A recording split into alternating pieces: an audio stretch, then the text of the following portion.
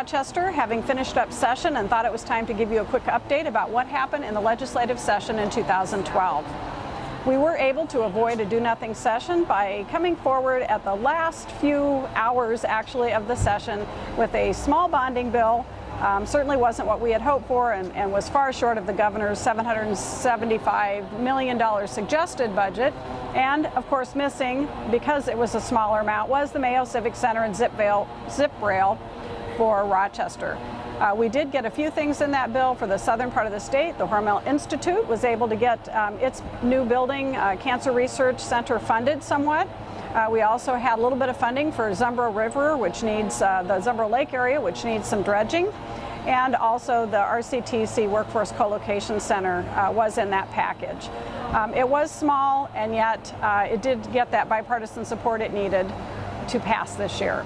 Also, at the end of session, we were able to pass the Transportation Omnibus Bill, and the governor signed that, had a provision for a local citizen who is a bit of a historian, and so within the next year or so you'll see some designation along Highway 14 showing that it is indeed the historic black and yellow trail.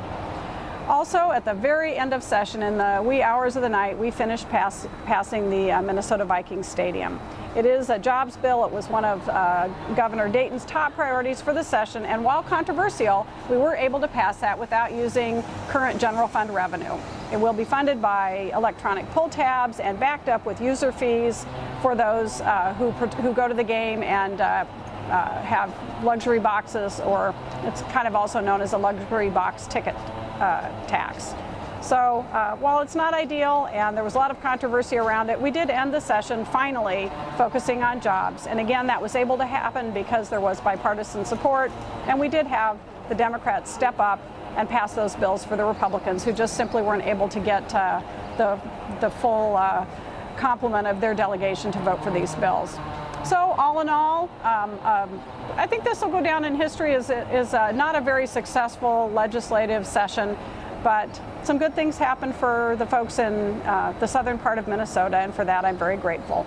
Hopefully we'll have a new legislature next year that'll get to work, make some things happen for the people of Minnesota, build that middle class, and move us along economically.